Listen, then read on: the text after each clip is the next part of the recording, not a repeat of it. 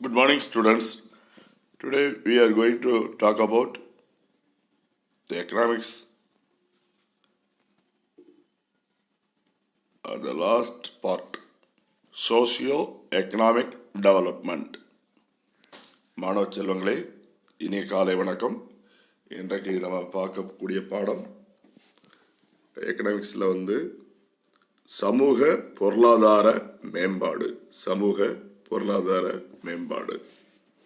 Socio-economic development. Socio-economic development is the process of social and economic development in a society. Socio-economic development is measured with indicators such as GDP, life expectancy, literacy, and level of employment. சமூக பொருளாதார மேம்பாடு என்பது ஒரு சமுதாயத்தில் அந்த பொருளாதார வளர்ச்சி உங்கள்கிட்ட எப்படி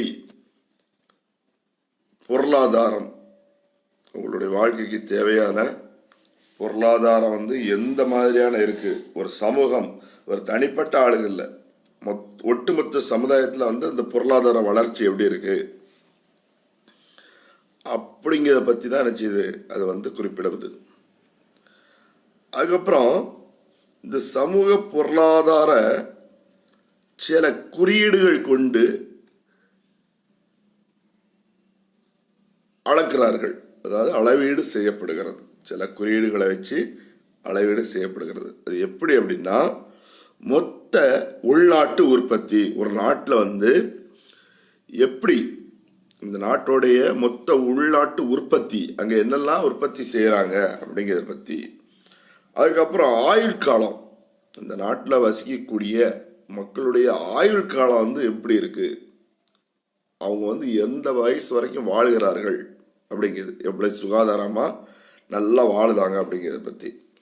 அதுக்கப்புறம் கல்வி அறிவு, அவங்க படிச்சிருக்காங்க, எவ்வளோ படிச்சிருக்காங்க, எல்லாரும் படிச்சிருக்காங்களா, எல்லா மக்களும் படிப்பறிவு இருக்கா என்பதை பற்றி அந்த அளவுகோல் அந்த படிப்பறிவை வச்சு அளவீடு செய்கிறார்கள்.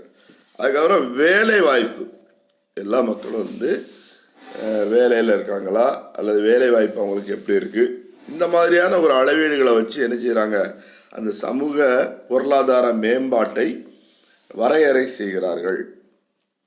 அதுக்கப்புறம் பார்த்தா the new think tank is Niti Aayog can from a suitable platform in integrating the social sector unities of the center, state and local bodies. அதாவது ஒரு புதிய மதியுரைக குழு என்று சொல்லக்கூடிய நிதி ஆயோக் என்ற ஒரு அமைப்பினால மத்திய அரசு, மாநில அரசு, அதுக்கப்புறம் உள்ளாட்சி, பஞ்சாயத்து, ஒன்றியம், ஊராட்சி ஒன்றியம்லாம் சொல்றாங்கல்ல, அந்த உள்ளாட்சி அமைப்புகளுடைய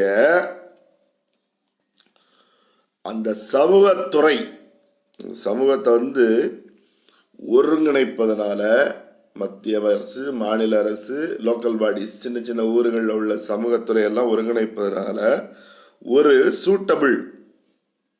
சூட்டபிள் பிளாட்ஃபார்ம், ஒரு பொருத்தமான ஒரு இடத்தை என்ன செய்ய முடியும், உருவாக்க முடியும் என்ற கொள்கையில இருக்கிறார்கள். The next, indicators of socio-economic development, அதாவது சமூக பொருளாதார வளர்ச்சியினுடைய குறியீடுகள், இண்டிகேட்டர்ஸ், குறியீடுகள். கிராஸ் டொமஸ்டிக் ப்ராடக்ட், ஜிடிபி, அதாவது GDP supports in developing socio-economic development. The proportion of GDP by the industrial sector, both private and public sector, has been increased.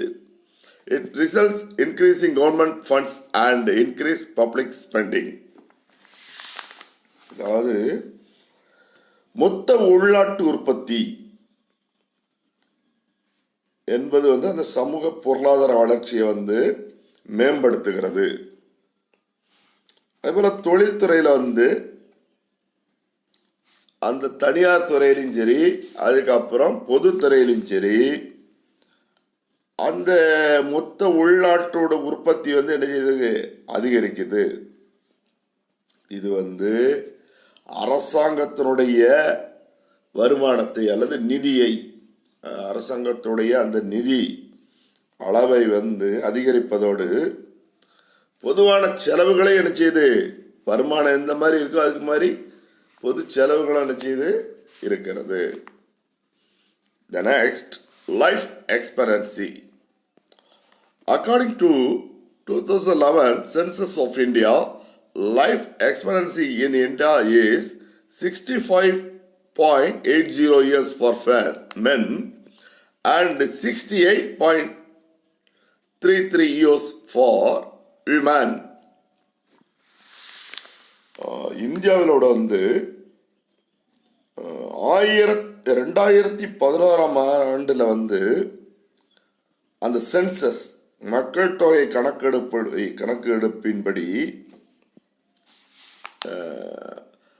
ஆண்கள் 65.80 வருஷம் வரைக்கும், 65 வயசு 0.80 வருஷம் வரைக்கும் என்ன செய்யறாங்க, ஆண்கள் வாழுகிறார்கள். அவங்களுடைய இந்த வாழ்க்கை, அதாவது ஆயுள் காலம் அவ்வளவு வரைக்கும் இருக்குது. அது நேரத்தில் பெண்கள் 68 வயது 0.33 இயர்ஸ் ஃபார் உமன். அதாவது பெண்கள் 68.33 இயர்ஸ் வாழுகிறார்கள். என்ன, கிட்டத்தட்ட 68லேருந்து 69 வயசு வரைக்கும் என்ன செய்யறாங்க, 69 வயசு வரைக்கும், 68 வயசு வரைக்கும் என்ன செய்யறாங்க, பெண்கள் வாழ்றாங்க.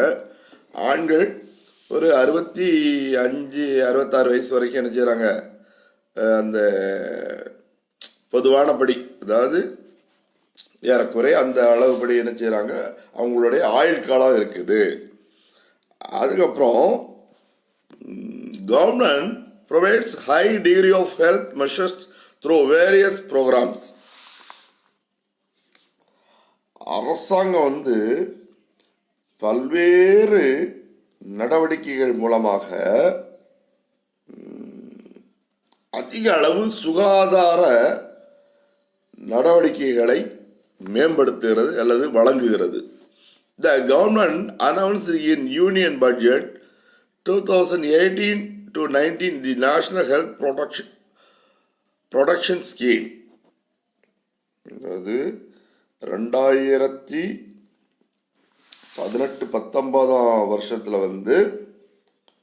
அந்த தேசிய நேஷனல் ஹெல்த் ப்ரொடெக்ஷன் ஸ்கீம், தேசிய சுகாதார உற்பத்தி திட்டம் NHPS என்ற திட்டத்தை என்ன செய்து அரசாங்கம் அறிவிக்கிறது 2018-19 national health protection scheme.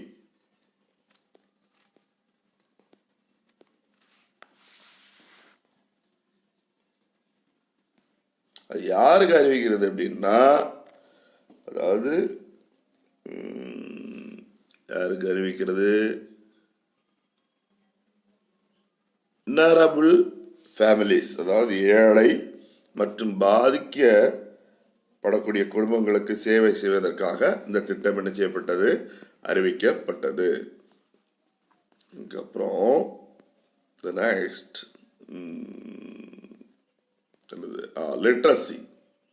Literacy கல்வி அறிவு. Educational skill plays a vital role in the socio-economic development. Sarva Shiksha Abhiyan SSA is Government of India flagship program. It is implemented for making free and compulsory education to the children of 6 to 14 years with life skills. The government also introduced RMSA, smart class, e-learning, free computer skill classes and eco-friendly studying environment, digital India for increasing the level of quality in education. அதாவது சமுதாய வளர்ச்சிக்கு, பொருளாதார வளர்ச்சிக்கு கல்வி ஒரு முக்கிய இடத்தை பிடிக்குது. அதாவது கல்வி இருந்தால் தான் அந்த பொருளாதாரம் சமூகம்லாம் வளர்ச்சி அடையும் அப்படிங்கிறது உண்மை. இதனால அரசாங்கம் என்ன செய்யுதுன்னா, அனைவருக்கும் கல்வி இயக்கம், சர்வ சிக்ஷா அபியான், SSA அந்த திட்டத்தை இந்திய அரசு என்ன செய்யுது, நாட்டு மக்களுக்கு அந்த திட்டத்தை உருவாக்கி செயல்படுகிறது. அது மட்டும் இல்லாம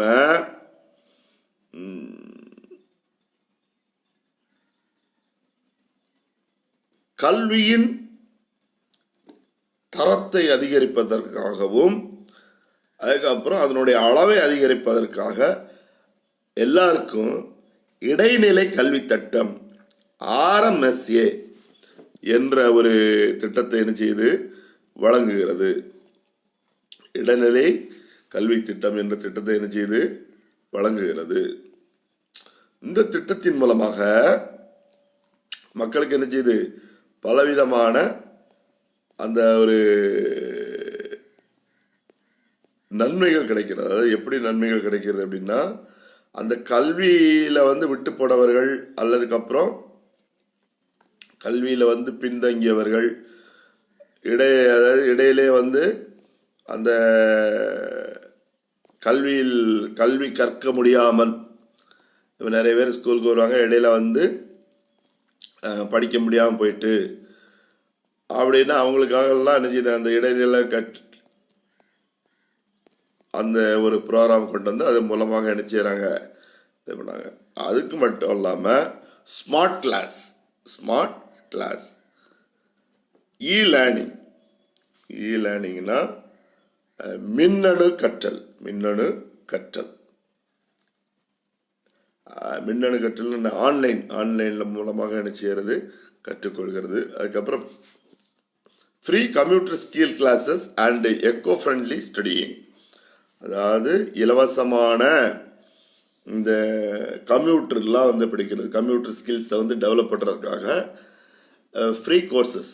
நிறைய கிராமங்கள்லாம் இப்போ கம்ப்யூட்டர் சென்டர்ஸ் வச்சு என்ன ஃப்ரீ கோர்சஸ் கவர்மெண்ட் மக்களுக்காக, மாணவர்களுக்காக என்ன செய்யுது, சேவை செய்கிறது. அதெல்லாம் நம்ம பயன்படுத்தி கொள்ள வேண்டும். அதுபோல் இயற்கையான சூழல், எக்கோ ஃப்ரெண்ட்லி, அதாவது கற்பதற்கான இயற்கையான சூழல் நல்ல மாணவர்களுக்கு அவங்களுடைய கற்றல் திறன் மேம்படுத்த வேண்டும். கல்வி அதிகமான அளவு அவங்க கற்றுக்கொள்ள வேண்டும் என்பதற்காக அந்த சூழ்நிலை, அந்த இடங்கள்லாம் என்ன செய்யணுமா, அதாவது ஒரு இயற்கையான சூழல் இருக்க வேண்டும் என்பதற்காக இந்த திட்டங்கள்லாம் அறிமுகப்படுத்துவது. Employment, there is a clear shift in employment. There is a clear shift in employment. ஒரு நிமிஷம்.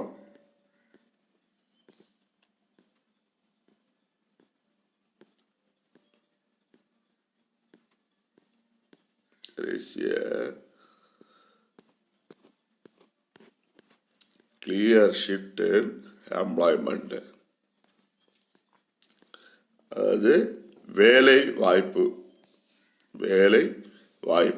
There is a clear shift in employment to secondary and tertiary sector from the primary sector. அதாவது முதன்மை துறையில் வேலை வாய்ப்பானது முதன்மை துறை என்ற இடத்துல இருந்து இரண்டாம் நிலை அல்லது மூன்றாம் நிலைக்கு என்ன செய்து மாறி உள்ளது. A growing number of people moved urban areas in search of employment. மக்கள் வேலை தேடி என்ன செய்யறாங்க, நகர்ப்புறங்களுக்கு செல்கிறார்கள்.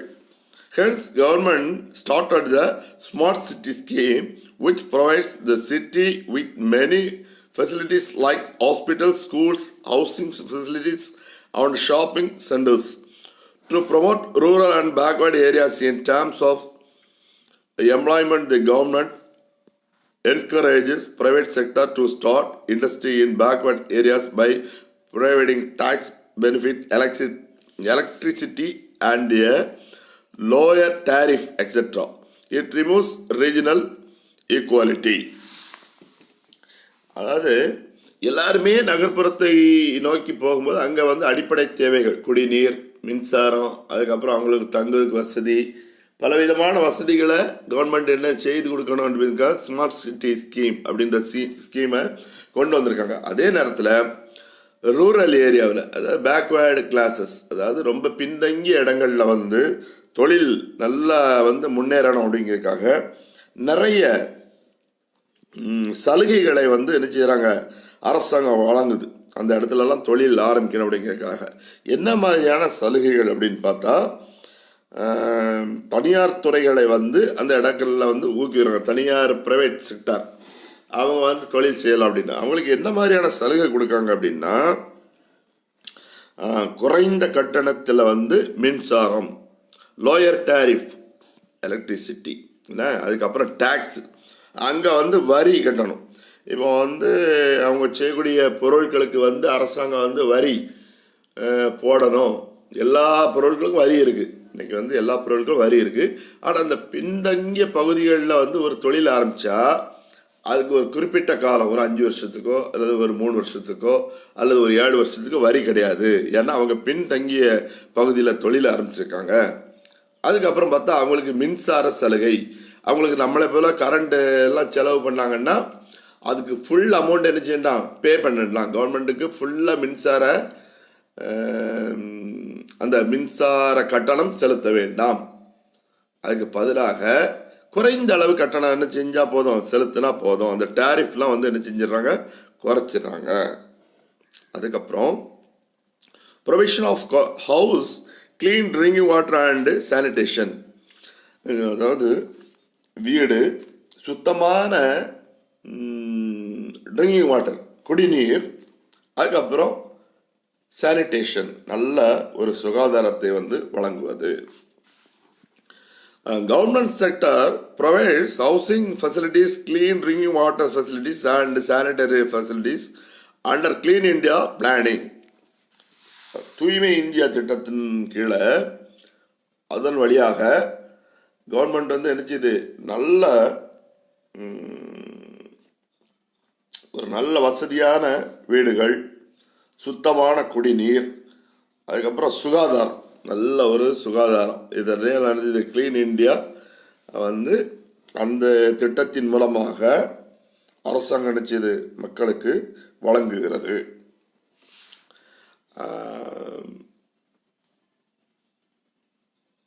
Providing clean water and sanitary facilities overcome disease and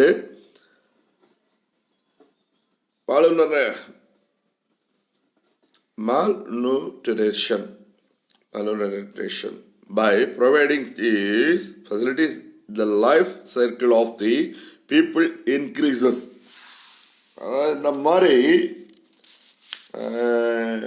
அவங்க வந்து இந்த மாதிரி வந்து மக்களுக்கு சுகாதார வசதி, சுத்தமான குடிநீர், நல்ல வீடு வசதிகள் இதெல்லாம் வழங்குவதனால மக்களுக்கு என்ன செய்யுது, அந்த ஊட்டச்சத்து குறைபாடு, அதுக்கப்புறம் நோய்கள் அதெல்லாம் வந்து நீங்குது. அவங்களுடைய வாழ்க்கை சுழற்சி, அவங்களுடைய வாழ்க்கை வந்து என்ன செய்யுது, அதிகரிக்கிறது. இம்பார்ட்டன்ஸ் ஆஃப் பப்ளிக் செக்டார், அதாவது பொதுத்துறை நிறுவனங்களுடைய ஒரு முக்கியத்துவம். Public sector place a major role in the development of any economy. அதாவது பொருளாதாரத்தின் வளர்ச்சியில் வந்து ஒரு முக்கிய பங்கு வகிக்கிறது. இட் ஹாஸ் ஃபாலோயிங் இம்பார்ட்டன்ஸ், அதனுடைய முக்கியத்துவம் எதெல்லாம் விளங்குகிறது என்பதை நம்ம வந்து என்ன செய்யலாம், பார்க்கலாம். First, public sector and capital formation. The role of public sector in collecting, saving and investing them during the planning period has been very important. அது திட்டமிடல் ரொம்ப முதல்ல பிளான் பண்ணுறது, அதுக்கப்புறம் அந்த மணியை வந்து சேவ் பண்ணி அதுக்கப்புறம் அதை வந்து செயல்படுத்துவது. அந்த கேபிட்டல் ஃபார்மேஷன், அந்த சேமிப்பது, திட்டமிடுவது, சேமிப்பது, அதுக்கப்புறம் அதை வந்து செயல்படுவது. இது வந்து இந்த பொதுத்துறையுடைய முக்கிய பங்காக விளங்குகிறது. நிறைய அவங்களுடைய இது இருக்குது, திட்டங்கள் இருக்குது, நிறைய நோக்கங்கள் இருக்குது, முக்கியத்துவத்தில் வந்து நிறைய பாயிண்ட்ஸ் இருக்குது. இதில் வந்து ஃபர்ஸ்ட் பாயிண்ட் வந்து த கேபிட்டல் ஃபார்மேஷன். அதுக்கப்புறம் the second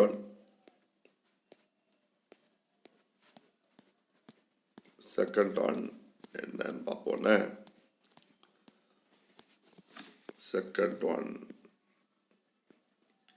second one, economic development. Economic development mainly depends upon industrial development. Heavy and basic industries like iron, steel, shipping, mining, etc. are required for supplying raw materials to small industries.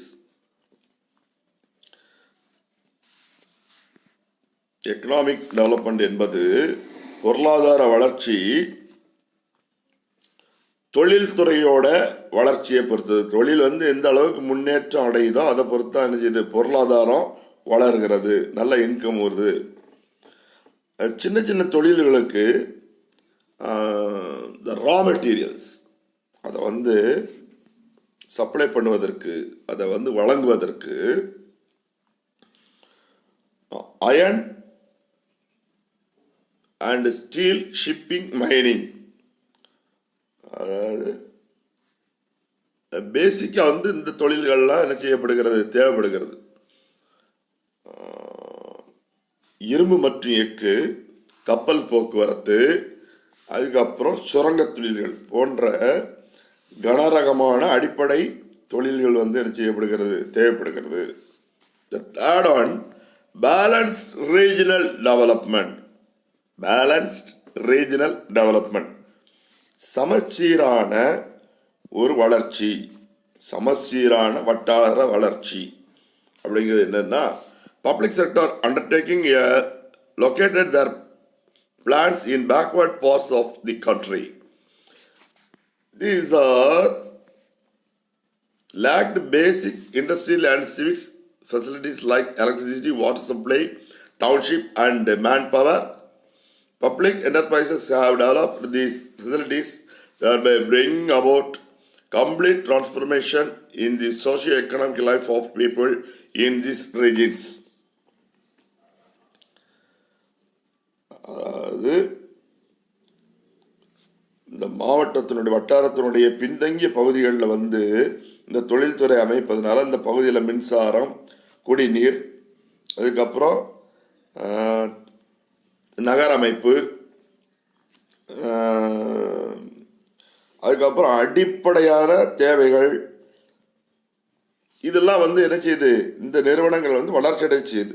ஒரு இடத்துல வந்து ஒரு தொழில் ஆரம்பிக்காங்கன்னா அங்கே வந்து மக்கள் வேலை செய்வாங்க, பக்கத்தில் வீடுகள் வரும், அதுக்கு ஒரு 2 கடை வரும், அப்படி அதுக்கப்புறம் அதுக்கு ரோடு ஸ்பெசிலிட்டிஸ் வேணும், வசதிகள் வேணும், வாய்ப்புகள் வேணும், சுகாதாரத்துக்கு வந்து ஒரு ஹாஸ்பிட்டல் வேணும், இப்படி அதுக்கு படிக்கிறதுக்கு பள்ளிக்கூடம் வேணும். இப்படி அந்த மக்களுடைய சமூக பொருளாதார வாழ்க்கையில் ஒரு முழுமையான மாற்றத்தை என்ன செய்யப்படுகிறது, ஏற்படுகிறது. ஏன்னா the fourth one, employment generation.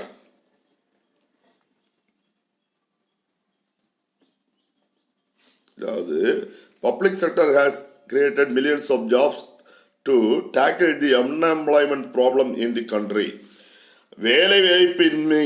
வேலைவாய்ப்பின்மை, வேலையில்லாத திண்டாட்டத்தை என்ன செய்கிறது, போக்குகிறது.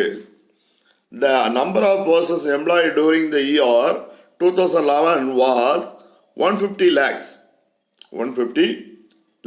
அதாவது 2011 வருஷத்தில் வந்து மொத்தத்தில் வந்து வேலை கொடுத்த, அதாவது வேலைக்கு அமர்த்திய அந்த பணியாளர்களுடைய எண்ணிக்கை எவ்வளோன்னு பார்த்தா 150 லட்சம். லட்சம். அது 100 லட்சம் அப்படின்னா எத்தனது? 1 கோடி. 100 லட்சங்கள் சேர்ந்தது 1 கோடி. இப்போ 150 லட்சம்னா எத்தனை பேர்? 1.5 கோடி மக்களுக்கு என்ன செஞ்சிருக்கு? வேலைகள் இந்த பொதுத்துறையின் மூலமாக வழங்கப்பட்டிருக்கு. பொதுத்துறை மற்றும் தனியார் துறையின் மூலமாக என்ன செய்யப்பட்டு பொதுத்துறை வழங்கி இருக்கிறார்கள். இது வந்து public sector has also contributed a lot of towards the improvement of working and living conditions of workers by solving a model employer. இது வந்து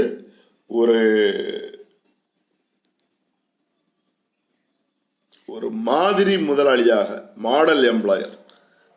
பொதுத்துறை நிறுவன வேலைவாய்ப்பு உருவாக்கத்தில் பொதுத்துறை வந்து ஒரு மாடல் முதலாளியாக செயல்படுகிறது அல்லது காட்சியளிக்கிறது. நெக்ஸ்ட் பார்த்துக்கிட்டா 5, number 5, export promotion and foreign exchange earnings. ஏற்றுமதியை ஊக்குவித்தல். Some people enterprises have done much promote India's export. The State Trading Corporation (STC), the Minerals and Metals Trading Corporation (MMTC), Hindustan Steel Limited and Bharat Electricals Limited, the Hindustan Mechanic Tools, etc., have done very well in export promotion. இந்த ஏற்றுமதியை வந்து ஊக்குவிப்பது. அதுக்கப்புறம் the next வந்து and foreign exchange earnings. அது மட்டும் இல்லாமல் அந்நிய செலாவணி வருவாயை பெருக்குதல். இந்த 2 விஷயத்தில் பார்த்துக்கிட்டா இன்னைக்கு பொதுத்துறை நிறுவனங்கள் வந்து நிறைய தன்னுடைய பங்களிப்பை வந்து செலுத்துகிறது. அதில் முக்கியமான நம்ம பொதுத்துறை நிறுவனம், இந்தியாவினுடைய பொதுத்துறை நிறுவனங்கள் பார்த்துட்டு ஸ்டேட் ட்ரேடிங் கார்பரேஷன், அதாவது மாநில வர்த்தக நிறுவனம், மாநில ஸ்டேட் ட்ரேடிங் கார்பரேஷன் எஸ்டிசி, மாநில வர்த்தக நிறுவனம். த minerals and metals trading corporation MMTC, தாதுக்கள் மற்றும் உலோக வர்த்தக நிறுவனம். ஹிந்துஸ்தான் ஸ்டீல் லிமிடெட், இந்துஸ்தான் எஃகு நிறுவனம். த பாரத் எலக்ட்ரிகல்ஸ் லிமிடெட், த பாரத் எலக்ட்ரானிக்ஸ் லிமிடெட், பாரத மின்னணு நிறுவனம்.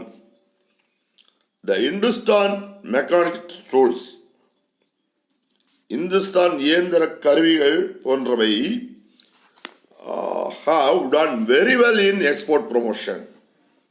அதாவது இவங்கெல்லாம் நினைச்சாங்க ஏற்றுமதியில் வந்து ரொம்ப சிறப்பாக செயல்படுகிறார்கள் நம்மளுடைய நாட்டினுடைய இந்த நிறுவனங்கள்லாம். Next, protections to sick industries. Protections to sick industries. நலிவடைந்த தொழில்களுக்கு ஒரு பாதுகாப்பு, protection. Public sector to prevent sick unit closing down takes over their responsibility and prevent many people from getting unemployment. Not only this, but it prevents unnecessary locking of capital, land, building, machinery, etc. நலிவடைந்த பிரிவு தொழில்களை வந்து மூடுவது. ஒரு தொழில்துறை, ஒரு தொழிற்சாலை வந்து நலிவடைந்து விட்டது, அது சரியாக நடத்த முடியலை அப்படின்னா அதை மூட விடாமல் வந்து தடுப்பது அல்லது அந்த பொறுப்பை வந்து ஏற்றுக்கொள்வது. அதுக்கப்புறம் பார்த்தா நிறைய பேர் வேலை இழப்பு. ஒரு தொழிற்சாலையை மூடிட்டா வந்து நிறைய பேருக்கு என்ன செய்யும்? வேலை வாய்ப்பு போயிடும். அது வேலை வாய்ப்பு போக விடாமல் அந்த தொழிற்சாலையை மூட விடாமல் தடுப்பது. அதுக்கப்புறம் அதிலோட கேபிட்டல், லேண்டு, பில்டிங், அதுக்கப்புறம் மெஷினரிஸ், இதெல்லாம் வந்து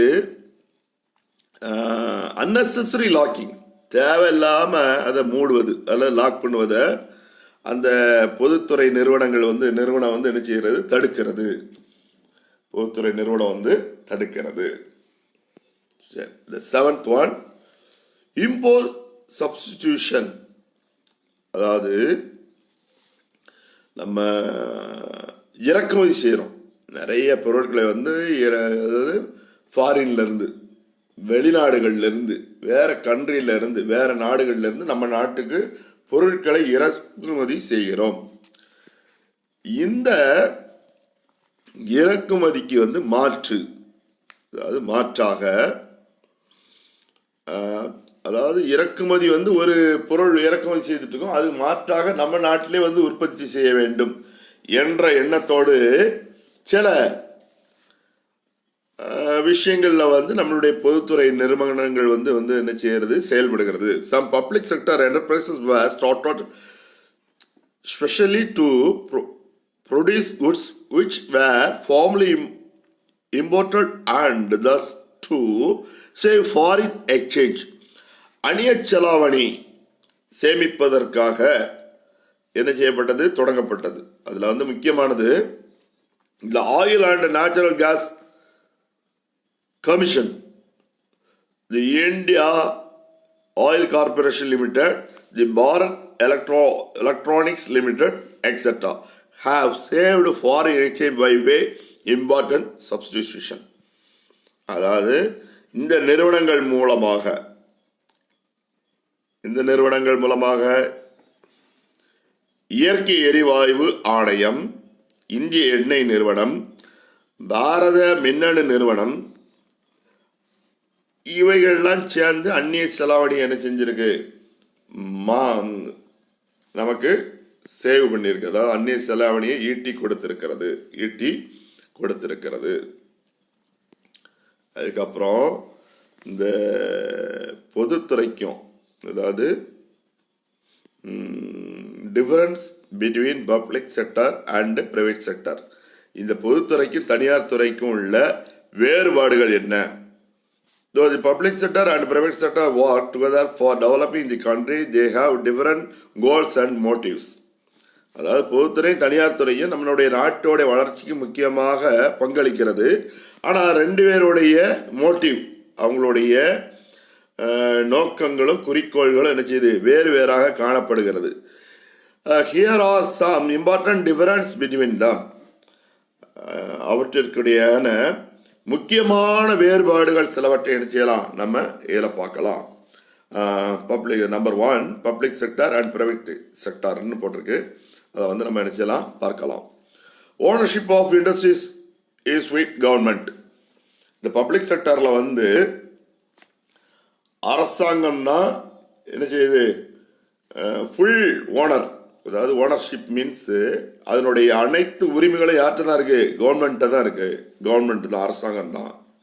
ஆனால் இந்த பிரைவேட் செக்டரில் ownership of industries is with private individuals, அதாவது தொழில்கள் உரிமையானது ஒரு தனிநபர்கிட்ட தான் என்ன செய்யுது இருக்கிறது. அந்த தனிநபர் தான் அதுக்கு வந்து முதலாளியாக, உரிமையாளராக என்ன செய்தாரு, காட்சியளிக்கிறாரு. The second one, public revenue depends upon levy of tax on income and commodities and services. பொது வருவாய், பொதுவான ஒரு வருமானம், அதுக்கப்புறம் இந்த டாக்ஸ்,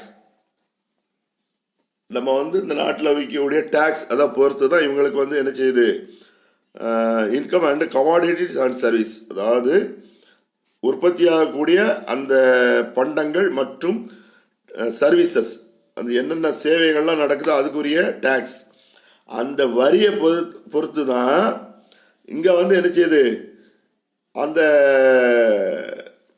வருமானம் காணப்படுகிறது. ஆனால் பிரைவேட் செக்டரில் வந்து இஷ்யூங் ஷேர்ஸ் அண்ட்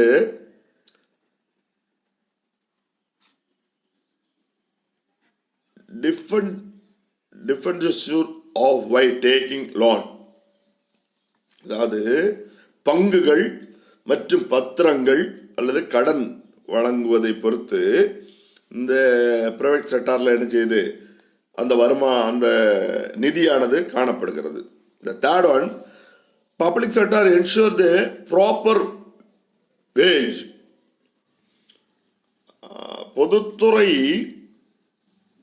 நிறுவனமானது தொழிலாளர்களுக்கு ஒரு முறையான ஒரு ப்ராப்பர் ஊதியத்தை வந்து என்ன செய்யுது, அதாவது சம்பளத்தை உறுதிப்படுத்துகிறது.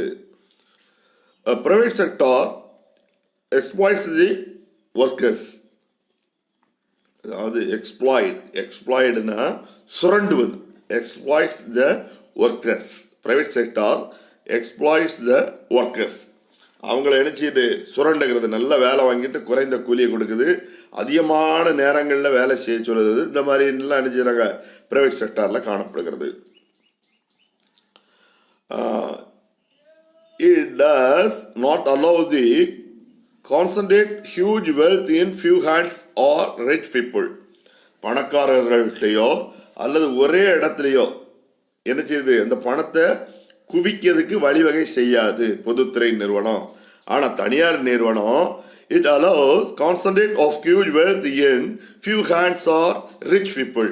இது வந்து ஒரு சில கைகளில் மட்டும்தான் பணங்களை வந்து குவிக்கிறதுக்கு அனுமதிக்கிறது. அது மட்டும் இல்லாமல் பெரும் செல்வத்தை, ஹியூஜ் வெல்த், அவங்க வந்து ஈட்டிக் கொள்வதற்கு, சேர்த்து கொள்வதற்கு இந்த பிரைவேட் செக்டார் வந்து என்ன செய்து அனுமதிக்கிறது. Public sector industries example NLC, SAIL, BSNL. இது வந்து பொதுத்துறை நிறுவனங்களுக்கு உதாரணம் வந்து என்எல்சி, நெய்வேலி லிக்னட் கார்பரேஷன். அதுக்கப்புறம் பிஎஸ்என்எல், பாரத் சஞ்சார் நிகாம் லிமிடெட். அதுக்கப்புறம் எஸ்ஏஐஎல். இந்த மாதிரி நிறுவனங்கள்லாம் இது பொதுத்துறை நிறுவனங்களுக்கு உதாரணமாக நம்ம எடுத்துக்கொள்ளலாம். பிரைவேட் செக்டார் இண்டஸ்ட்ரீஸ்க்கு வந்து நம்ம உதாரணமாக TVS Motors, Ashok Leyland, Tata steel. TVS Motors உங்களுக்கு தெரியும். அதுக்கப்புறம் அசோக் லைலாண்ட் பஸ்லாம் உற்பத்தி செய்கிறாங்க.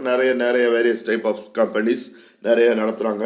அது மாதிரி டாட்டாவை பற்றியும் நம்ம நினச்சிடும். டாடா ஸ்டீல், அதுக்கப்புறம் டாடா ப்ராடக்ட்ஸ், நிறைய கார் கம்பெனி, அது இது எல்லாமே நினச்சிது காணப்படுகிறது. த நெக்ஸ்ட் இதில் வந்து 6 பாயிண்ட், நோ டாக்ஸ் எவிஷன். வரி ஏய்ப்பு என்ன செய்யல, காணப்படவில்லை. Tax evasion is possible. இங்கே வந்து தனியார் துறையில் வந்து வரி ஏய்ப்பு வந்து பண்ணுறாங்க, வரியில வந்து ஏமாத்துறாங்க கவர்மெண்ட்டை. இட் சர்வீஸ் ஓரியன்ட், இது வந்து சர்வீஸ் ஓரியன்ட், அதாவது பொதுத்துறை நிறுவனமானது ஒரு சேவை நோக்கமுடையது, service orient. It is purely profit orient. Private sector வந்து it is purely profit orient. இது முற்றிலும் முழுமையாக லாப நோக்குடையது. பிரைவேட் செக்டார் வந்து லாபம் இருந்தால் மட்டும்தான் நினைச்சுவாங்க, அதில் லாபத்தில் தான் கண்ணும் கருத்துமாக இருப்பார்கள். The 8th one, reservation are implemented, priority is given to the socially backward people. அதாவது ரிசர்வேஷன்ஸ் ஆர் இம்ப்ளிமெண்டட். இடஒதுக்கீடு வந்து புகுத்தப்படுகிறது. வேலை பணியாளர்களுக்கு இடஒதுக்கீடு முறையில் தான் வந்து என்ன செய்கிறாங்க, பணியாளர்களுக்கு வந்து முன்னுரிமை கொடுக்குறாங்க. அது மட்டும் இல்லாமல் priority is given to the socially backward people. ரொம்ப பொருளாதாரத்திலையும் வருமானத்திலையும் அதுக்கப்புறம் பின்தங்கிய மக்களுக்கு என்ன செய்றாங்க, இந்த பொதுத்துறை நிறுவனங்களில் வந்து நல்ல ஒரு முன்னுரிமை அளிக்கப்படுகிறது. அவங்களுக்கு வந்து வேலை வாய்ப்புலாம் கொடுக்குறாங்க, நல்ல முன்னுரிமை கொடுக்கிறார்கள். அதே நேரத்தில் தனியார் துறையில் it does not care the social backward class, reservation is not followed. இவங்க வந்து சமூக ரீதியான பின்தங்கிய மக்களுக்கு எந்த ஒரு அந்த மக்களுக்காக எந்த ஒரு முயற்சியும் எடுக்கப்படுறதில்லை. அது மட்டும் இல்லாமல் இடஒதுக்கீடு முறையும் என்ன செய்யப்படுறதில்லை, பின்பற்றுவதில்லை. எங்க, இந்த private செக்டார்ல. Next, definition of private sector. Definition of private sector: the segment of a national economy that is owned, controlled and managed by a private individuals of enterprises is known private sector. The private sector companies are divided on the basis of sizes which are privately or publicly trade organizations. They can be created in two ways, either by the formation of a new enterprise or by privatization of the public sector enterprises. The private sector is a part of country's economic system that run by individuals, companies rather than the government. Even the vast expansion of public sector, the contribution of the private sector continued in a very large. This was due to employment, medium, small and very small or micro industries. தனியார் நிறுவனம் என்பது தனிநபர்கள் அல்லது தனியார்களுக்கு சொந்தமானது. அவங்க தான் அதை கட்டுப்படுத்துவாங்க. அதுக்கப்புறம் பொருளாதாரத்தினுடைய ஒரு பிரிவு, தேசிய பொருளாதாரத்தினுடைய பிரிவு தான் தனியார் துறை.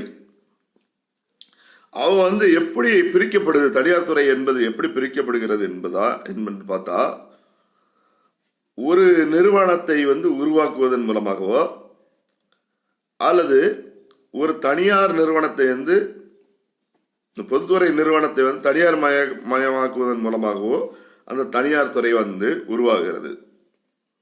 அது மட்டும் இல்லாம இந்த நாட்டோடைய நம்ம பொருளாதார வளர்ச்சிக்கு தனியார் துறை ஒரு முக்கிய பகுதி. அது மட்டும் இல்லை, நிறைய தனி நபர்கள் தான் என்ன செய்யறாங்க, நிறைய அரசு இந்த தனியார் துறை நிறுவனங்களை நடத்துறாங்க. பொதுத்துறை நிறுவனமானது நம்ம நாடு பெரிய நாடு, ரொம்ப பெருசா பறந்து விரிந்து இருக்கு, எல்லா இடத்துலையும் என்ன செய்ய முடியாது, பொதுத்துறை நிறுவனங்களை நிறுவ முடியாது. அதனால தனியார் துறைகளை என்ன செய்ய வேண்டியிருக்கு, ஊக்குவிக்க வேண்டியிருக்கு. அதனால தொடர்ந்து அவங்களுடைய பங்களிப்பும் ரொம்ப இருக்கு, நம்ம நாட்டோடைய வளர்ச்சிக்கு ரொம்ப அதிகமான முறையில் இருக்கு. அது மட்டும் இல்லாம இது நடுத்தர தொழில்கள், சிறிய small scales industries and micro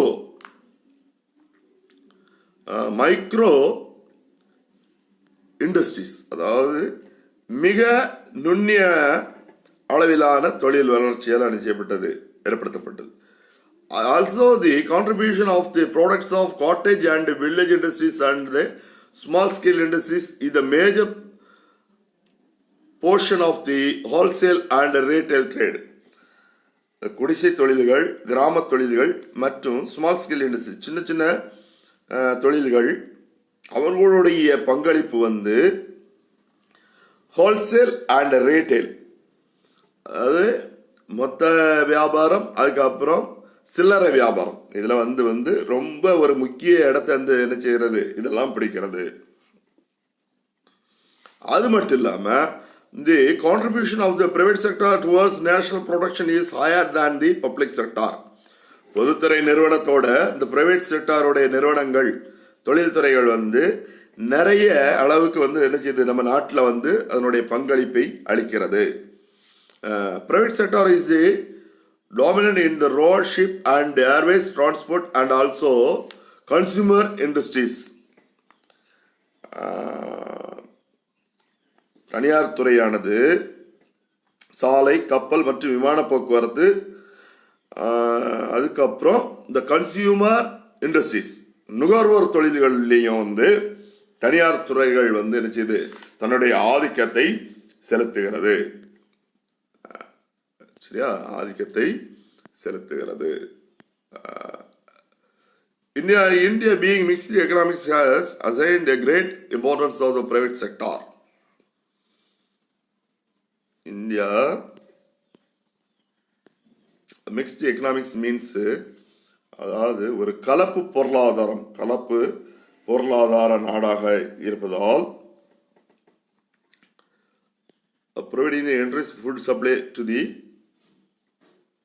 millions. அதாவது இங்க ஒரு கலப்பு பொருளாதார நாடாக இருப்பதால்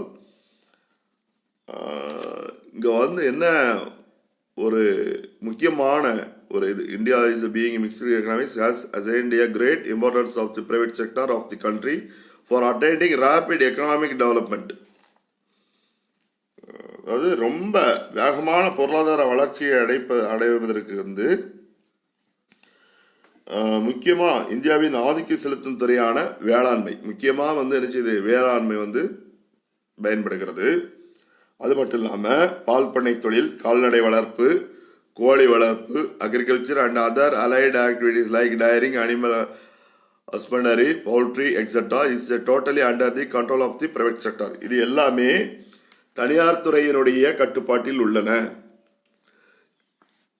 Thus, private sector is playing important role managing the entire agriculture sector and thereby providing the entire food supply to the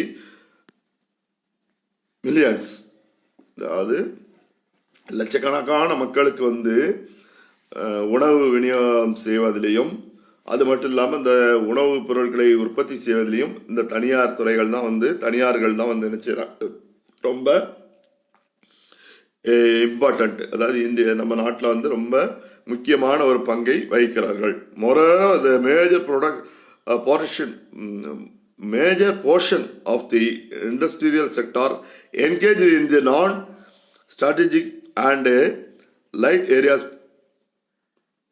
producing various consumer goods, both durables and non-durables, electronic and electrical goods, automobiles, textiles, chemicals, food products, light engineering goods, etc. is also under the control of the private sector. The social and economic challenges before the country are great. இப்போ தொழில்துறையில் வந்து ரொம்ப major part அல்லது நிறைய பொருட்கள், நிலைத்த மற்றும் நிலைக்காத பொருட்கள், மின்னணு சாதனங்கள், மின்சார பொருட்கள், வாகனங்கள், ஜவுளி, ரசாயன பொருட்கள், உணவுப் பொருட்கள், ஒளி பொறியியல் பொருட்கள் போன்ற பல்வேறு பொருட்களை வந்து உற்பத்தி செய்யக்கூடியது வந்து இன்னைக்கு வந்து என்ன செய்யுது, தனியார் துறைகளில் தான் காணப்படுகிறது. இதில் வந்து பார்த்துக்கிட்டா நம்ம நாட்டினுடைய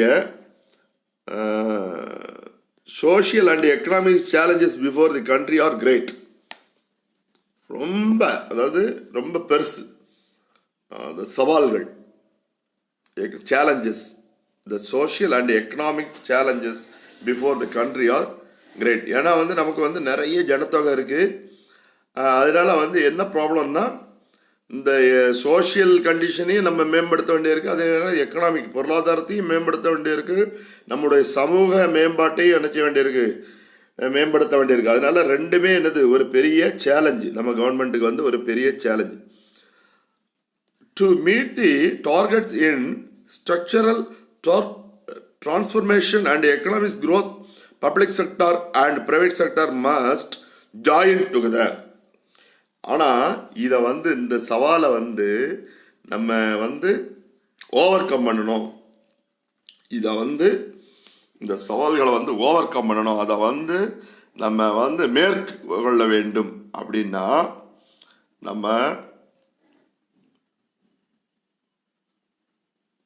நம்ம தனியார் துறையும் பொதுத்துறையும் என்ன செய்யணும், ஒன்றிணைந்து செயல்பட வேண்டும். Public sector and private sector must join together. அப்படி ஒன்றிணைந்து செயல்பட்டால் தான் நம்மளுடைய நாட்டினுடைய அந்த சமூக பொருளாதார மேம்பாடானது இன்னும் உயரும். Okay, we will see the next class. Bye. மாணவ செல்வங்களே, நம்ம மீண்டுமாக அடுத்த வகுப்பில் அடுத்த பாடத்தை பார்க்கலாம். ஓகே, பாய்.